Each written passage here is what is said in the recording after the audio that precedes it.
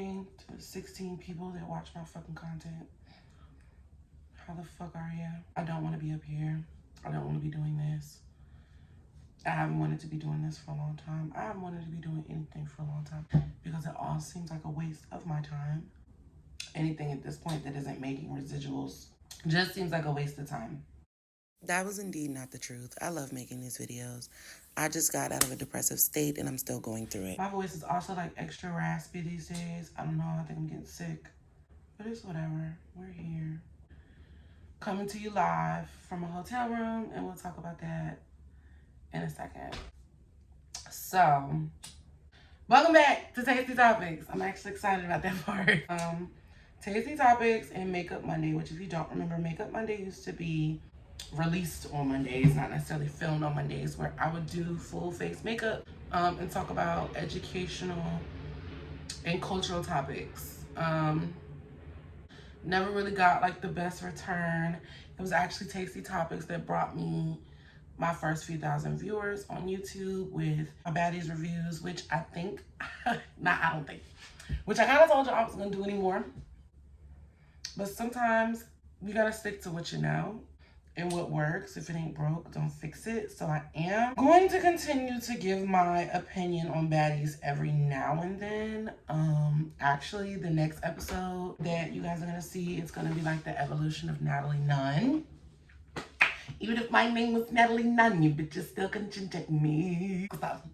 So, yeah, I don't know. The more I'm on the camera, the more I feel better. Like, even though I don't make any money doing what I love what I love. Like, I know how my heart feels sitting in front of you guys right now. I know how my soul feels when I'm singing and stuff like that. I don't know. But now we're rambling, so Baddy, shot a glass. Shorty got everything she needs. Shorty got everything she needs. Shorty got style. Shorty got cash.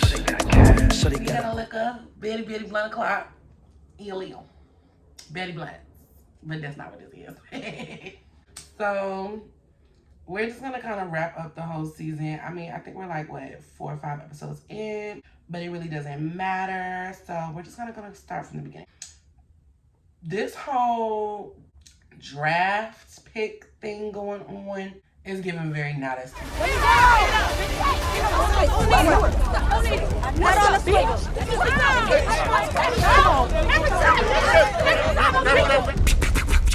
I don't know if y'all know this, but the way that they basically brought in these bitches that weren't picked, these alternates, and they felt like, oh, in order to get in this house, I literally need to start beef and fight.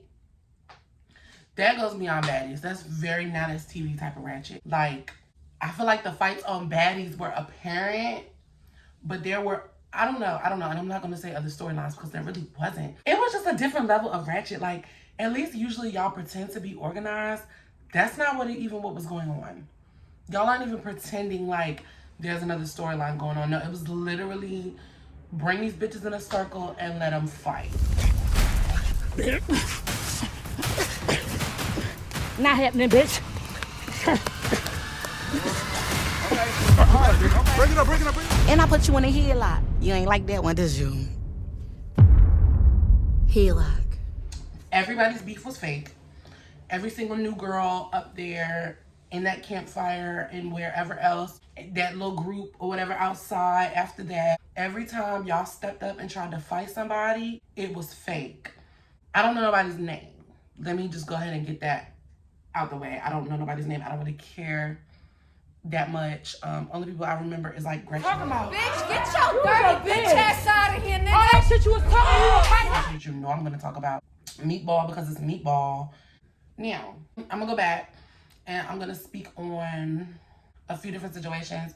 The Jayla Biggie situation, we're not even gonna give that 30 seconds. That was a complete mess. I do understand what Jayla said. You said online you was gonna smack me, so smack me. It was a little it was petty. It's over. That's good stuff. What else? So then we're gonna move on to the Gretchen situation. And you say you don't give a fuck. You said you don't give a fuck. So you have to understand where they're coming from. Listen, But just don't say you don't give a fuck. Like you playing victim game. You got 5 seconds. let me educate you uneducated idiots. So, the word nigger comes from slavery. It comes from African slaves stolen from their land and exported to America, South America, different parts of Europe, and a few Asian countries as well. Slavery was not just an American thing. Oh, and guess where else? Puerto fucking Rico. And let's be clear, there were already Puerto Ricans and Mexicans and Hispanics and Asians and Europeans in their specific lands. And then the slaves were stolen and brought there and then bred with, raped and pillaged, women taken. And that is where Afro-Hispanics, Afro-Puerto Ricans, Afro-Latinas, Afro-Asians, Afro-Europeans come from. Africa. People who are the descendants of fucking slaves. So what's good, my nigga? She a bold motherfucker. So, that does not include every Puerto Rican you see, every Mexican you see, every Belizean you see. And y'all are so fucking ignorant, especially these West Coast motherfuckers. Because let me be absolutely fucking clear. Just because they grew up around your black ass and nobody raised you to respect the fact that you black, now you got Mexicans around me saying nigga like I will smack the shit out of you. I'm trying to talk to you, but you ain't listening. Quit saying nigga! Okay. Quit saying it! I apologize if you guys feel some type of way about that word. I'm not coming at y'all. She snuck me. That's some lame nigga shit. Fuck. I done fucked up again. That word was taken by us because that's what black people do. We take words and we add an inflection to them to mean different things because that's a part of our culture. That's how creative we are. So we took a word for ourselves and made it a term of endearment or a term of whatever the fuck we mean when we say it because we the only people that can say it is ours. We ain't got shit else. And y'all sit around and argue about that shit like it's cool. I don't give a fuck what she talking about with her grandfather. First of all, she's lying. Her grandfather is not black. He is dark. He is not black. And y'all think that shit, oh, it's not that serious, not that serious. These are the same people that if slavery could be reestablished are going to throw every nigga they've ever known under a bus. These are the same people that if they get upset with you are going to call you all types of niggas and they're not going to mean it the way that she meant it when she said, oh, my nigga, yesterday. Y'all dumb as a bitch. And y'all are uneducated as a bitch with your own history. And that's part of the problem. Now let's move on. Chicken noodle soup. They don't want me to throw nothing, spit nothing, none of that. I'm not going back and forth. Yeah, come on. Wait, bitch shot. Boo, boo, boo. What you talking about? That's what she did. Bitch. That was really clear. I really liked Bianca and Mariah Lynn when they were on Love and Hip Hop, especially the Cardi B era and like right after that, because now Bianca's always doing dumb shit. Like she was cheating with somebody else's man and all type of shit. She be doing dumb shit, but she's cute. Like she's chicken noodle soup girl. She's Bianca. You want to like her. She just makes it very difficult. Mariah, I'm always gonna stand beside. She be doing a little too much. But Mariah's not fake. She's loyal. She's not scared. She's always gonna be herself. Mariah does not be slinging the N-word, which somebody tried to tell me, and I really went back and did my research. Like, Mariah does not say nigga. She does not say nigga. She does not say nigga. Find me an example that says different.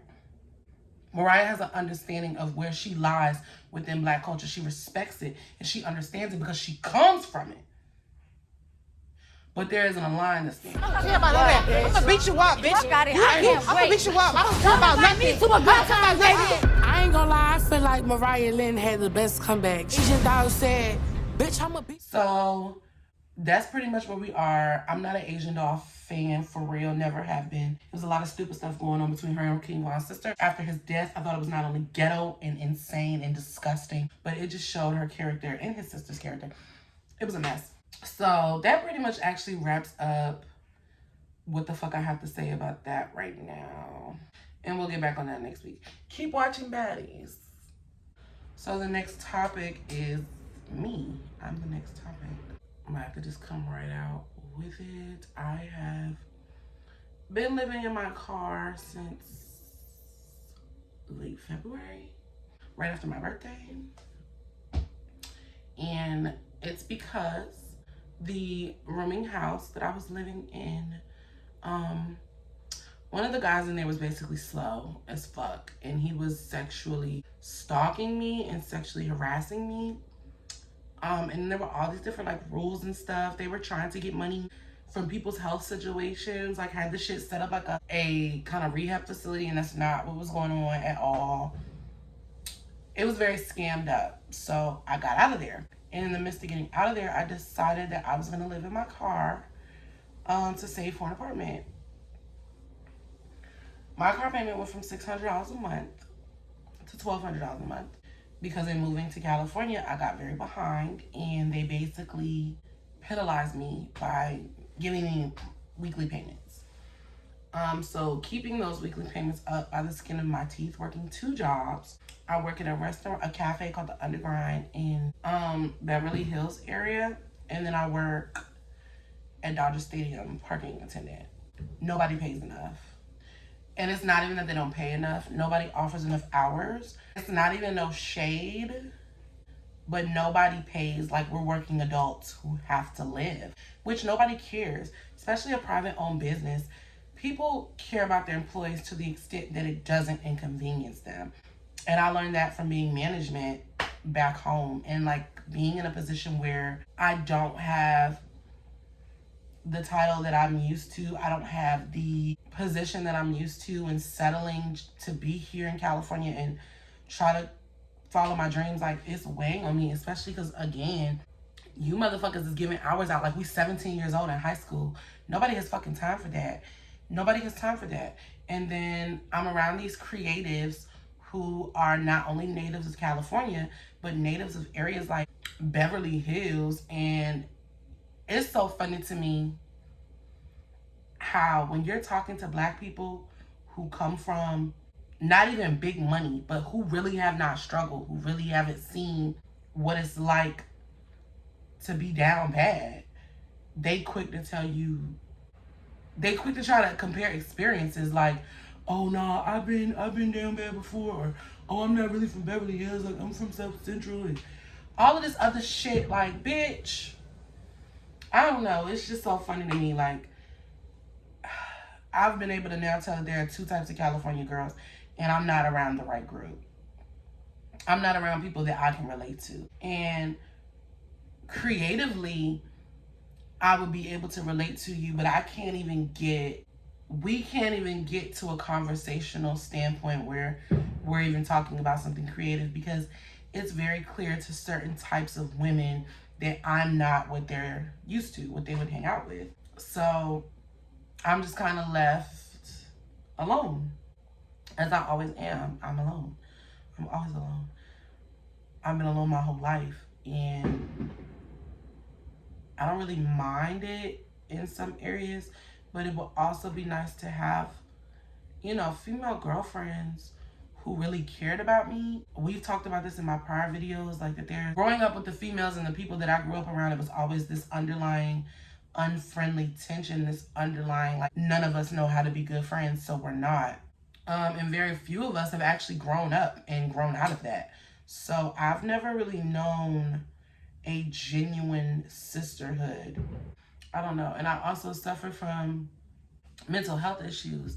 I've also been violent at a point in my life. I also just learned how to talk to people last week. And I tell people that all the time because I always put my best foot forward. I always put my kindest foot forward, and it seems to always be stepped on.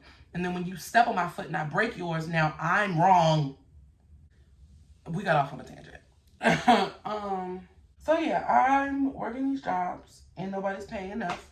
So I'm able to live. I'm able to do things that I feel like are a good influence on my media career, because I do want to be an influencer. I do want to be a media personality. There are just certain events and certain things that if I have the means to make it to, I'm gonna make it to. Prime example, this weekend at the Sky Bar, there's the SB after party. And Sky Bar is very famous. It should definitely be several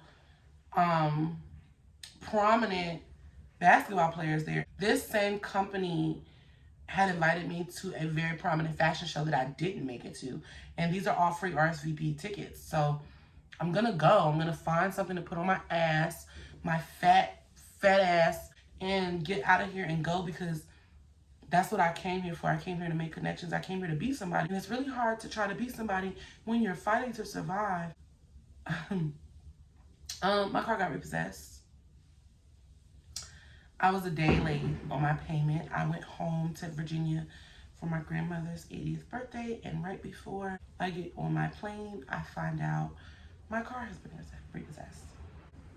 So if I get on this plane and I land, I have nowhere to go. I also had already made the payment, and they still took my car because they have 24 hours to do so. And yesterday I had to go and get all of my stuff out of my car. Everything I own, 5 trash bags, 3 other regular bags, 1 roller bag, and just, and 2 of them like strappy bags. Everything I own in a hotel room. And it would have been the first time, because I literally suck at adulthood. I suck at independence. I suck at responsibility because of so many different reasons that we probably don't even have time to talk about. And I'm trying. That's the thing. Like, I don't make excuses for myself, because I understand that part of it is my budgeting and my spending and my inability to plan properly. I have to get my shit together. But y'all, I promise I'm in a stronger, more responsible state than I've ever been in my life. And I think that when I put myself in my car, I was somewhere in between punishing myself for all of my irresponsible decisions. Because something else I've come to the conclusion of is that I punish myself for everything. I punish myself for everything. I put myself down worse than anybody ever could. And the other half was I really was trying to make a responsible decision to save and put my name back on a lease like it was when I was back in Hampton. Like, I'm not coming from no place of a bitch didn't have nothing and she jumped up and moved to California. I had a 2-bedroom, 2-bath apartment for $1,200 a month. Like, I was living. I was working as a lifeguard manager, and then I was working at Burger King. I was living. I had a future in Hampton, but what I didn't have was a career path. What I didn't have was the audience that I have now, even if it's not that big. I didn't have a road to the success that I'm looking for. And even with me down bad, 1 box away from being on the street, I can't go nowhere else. There's not another option for me. This has to work. This has to work. So I've got that out. And here is a review of Stormburger. Okay, so here we are at Stormburger in Inglewood. Why the fuck was the line literally out to the street? So I'm in the turning lane, and I can't even turn because I'm turning into the parking lot. So they got the girl outside. She taking orders. This good stuff. The menu was really small, so I got the bacon barbecue cheeseburger, a large Dr. Pepper. This is the burger. That motherfucker hitting. It got the onion straws on that thing. Y'all, it's one of them smash burgers. Ow! Then we have the apricot sauce, which I ended up spilling all over my fucking car. But there was enough to get through a fry too, so that's what we did. The fries were great. I can tell they were tossed in cornstarch before they cooked them. I love that. They're very crispy. And this, baby, oh, that grows so good. That grows so good. 8.5 out of 10. Good stuff. Inglewood Stormburger. Okay, I thought that was a good light note to end on. That shit was really, really good. That was a good burger. That was a good burger. You know what's a little underrated? I mean, overrated sometimes? In-N-Out Burger. And we'll get there. We'll do that one. But In-N-Out Burger definitely be like... But sometimes it be... You know what I'm saying? So, yeah. But, okay, everybody go follow The Real Suzy Queen. Social medias. Download my music. Make me famous. If I make $1 million today, I'll give you 1,000. And that's if I don't know you. If I really know you, like, I'm breaking bread with my niggas. So, you know, there's some people who need some houses. And, you know, I'm homeless. So, yeah. See y'all later.